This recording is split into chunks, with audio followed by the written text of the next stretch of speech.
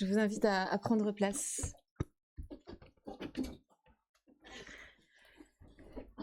Et avant de lire la Bible, nous prions.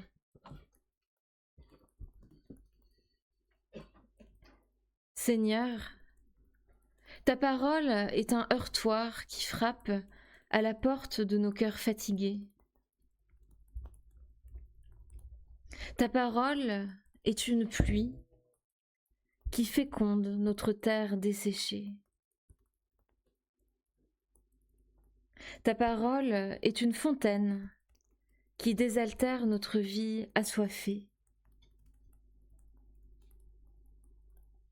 Ta parole est une graine semée dans le champ de notre humanité. Seigneur, nous ouvrons les pages de l'Écriture. Que parle ta parole? Amen. Amen. Et aujourd'hui, je vous propose une lecture de la première épître de Paul aux Corinthiens, ou le chapitre 12, les versets 12 à 19. Eh bien, le Christ est semblable à un corps qui se compose de plusieurs parties. Toutes ces parties, bien que nombreuses, forment un seul corps. Et nous tous, juifs ou grecs, esclaves ou hommes libres, nous avons été baptisés pour former un seul corps par le même Esprit Saint, et nous avons tous bu de ce seul esprit. Le corps ne se compose pas d'une seule partie, mais de plusieurs. Si le pied disait « Je ne suis pas une main, donc je n'appartiens pas au corps », il ne cesserait pas pour autant d'être une partie du corps. Et si l'oreille disait « Je ne suis pas un œil, donc je n'appartiens pas au corps », elle ne cesserait pas pour autant d'être une partie du corps. Si tout le corps n'était qu'un œil, comment entendrait-il? Et s'il n'était qu'une oreille, comment sentirait-il les odeurs? En réalité, Dieu a disposé chacune des parties du corps comme il l'a voulu. Et il n'y aurait pas de corps s'il ne se trouvait en tout qu'une seule partie.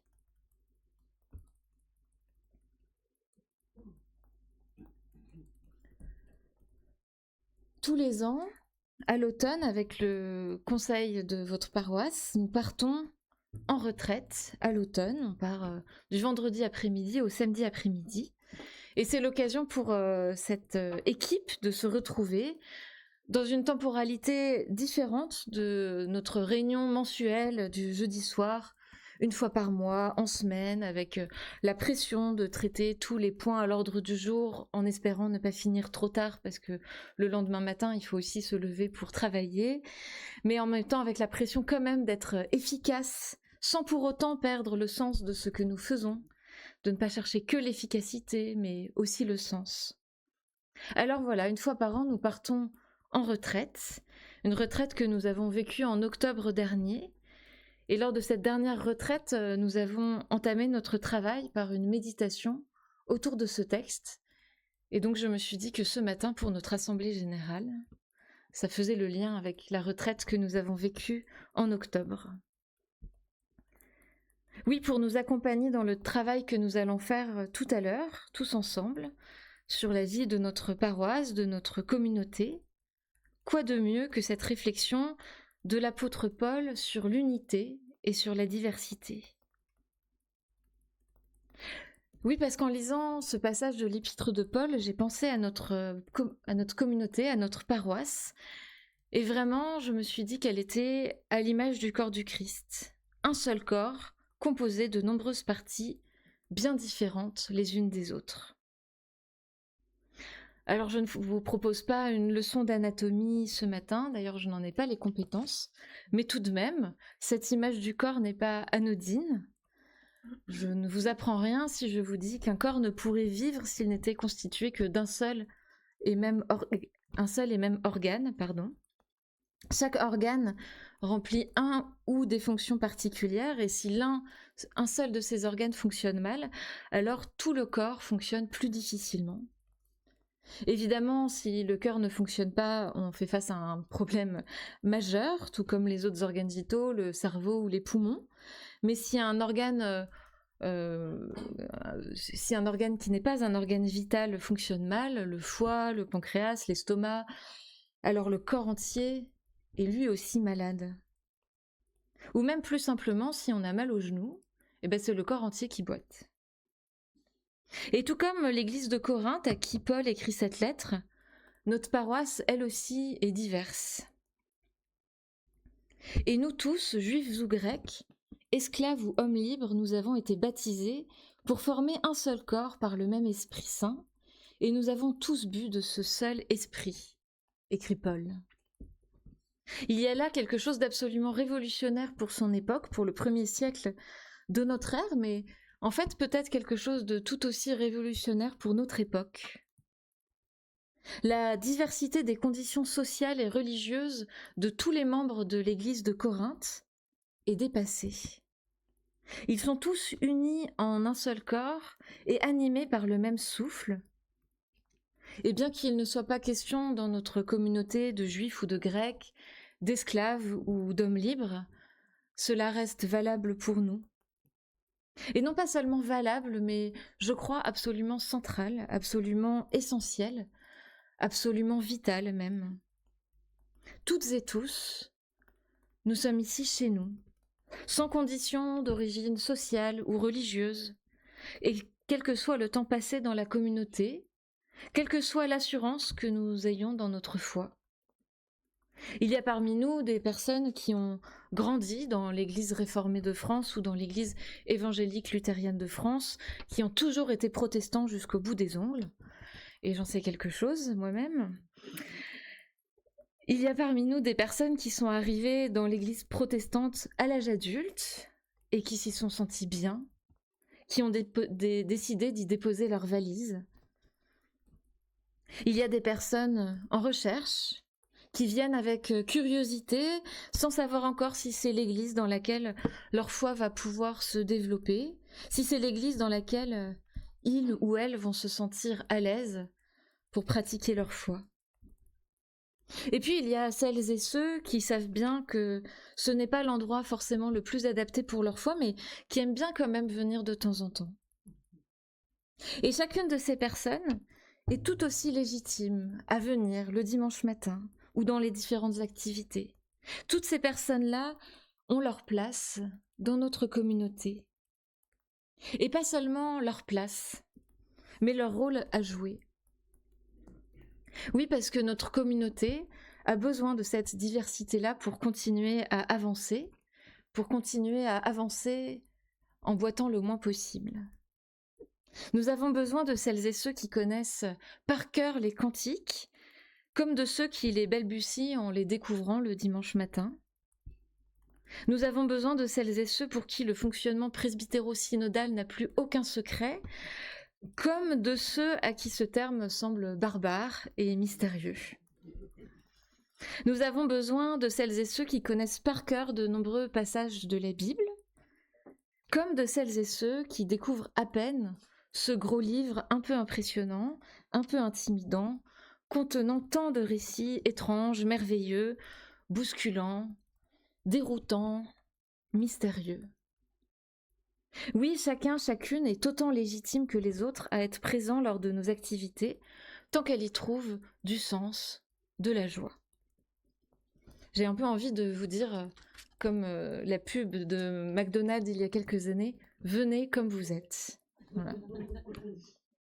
Ça marche encore mieux pour l'église que pour McDonald's, ce slogan. Mais ce n'est pas seulement notre lien à l'église qui nous rend chacun, chacune des membres divers dans notre paroisse.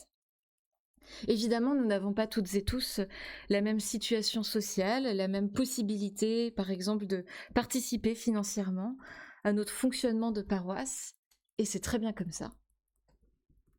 Nous avons besoin de personnes engagées dans l'animation des différents groupes de la paroisse, engagées au sein du conseil, engagées dans les travaux, engagées dans la musique, engagées dans les différentes équipes qui permettent à notre paroisse d'être vivante, tout comme nous avons besoin de personnes qui sont au bénéfice de ces groupes-là et qui en profitent. Oui, il faut à la fois des personnes qui posent des questions et des personnes qui aiment répondre à des questions. Il faut des personnes qui aiment animer des cultes et des personnes qui aiment écouter les cultes, l'un n'empêchant pas forcément l'autre d'ailleurs. Oui, pour que notre paroisse fonctionne, nous avons besoin de toutes et tous. Nous avons besoin de cette magnifique diversité qui nous constitue. Et tout comme notre diversité permet à notre paroisse de fonctionner, de faire sens, de faire unité, notre paroisse est elle-même un des membres de ce corps que forme l'Église du Christ. C'est ce que nous vivons ici, à la Sarraz, dans notre lien si fort avec la paroisse catholique d'Oulin, dans notre participation à la vie de l'Église protestante unie de Lyon, au consistoire du Grand Lyon, à la vie de la région Centre-Alpes-Rhône de notre Église et même au niveau national. Et puis il y a encore d'autres instances encore plus larges que ça. Nous sommes comme une pièce d'un grand puzzle qui forme le corps du Christ, qui forme son Église. Chaque pièce d'un puzzle est différente. Chaque pièce peut sembler assez anodine, prise à part, mais quand un puzzle est construit et qu'il manque une pièce, on ne voit que la pièce qui manque. Dans quelques minutes, pour ouvrir notre assemblée générale, nous allons lire la déclaration de foi de l'Église protestante unie de France. C'est un texte fondateur pour notre Église, un texte qui est lu au début de chaque lieu de décision dans notre Église, toutes les assemblées générales de chaque paroisse, les synodes, mais également lors des cultes importants, en fait plus importants encore que les autres, parce que chaque culte est important, notamment les cultes de reconnaissance de ministère d'un ministre du culte, évidemment, ou d'un conseil presbytéral. Oui, et vous l'entendrez quand on le lira tout à l'heure, ce texte dit bien la nécessité pour notre Église d'être Église avec d'autres Églises, et non pas toute seule dans son coin, de n'être qu'un membre du corps du Christ.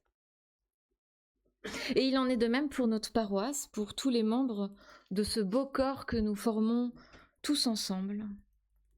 Nous faisons sens lorsque nous sommes ensemble, avec nos similitudes et nos différences, avec nos joies et nos peines, avec nos accords et nos désaccords. Et tout comme un corps, eh bien, ce qui nous rend vivants, c'est d'être en mouvement. Nous ne bougeons pas toutes et tous en même temps, nous n'avançons pas toujours au même rythme, mais le mouvement des uns fait bouger les autres. Nous sommes toutes et tous, dans notre fonctionnement communautaire, nécessaires et interdépendants les uns des autres. Alors, réjouissons-nous, parce que le jour de l'Assemblée générale, c'est un jour important pour notre vie de paroisse.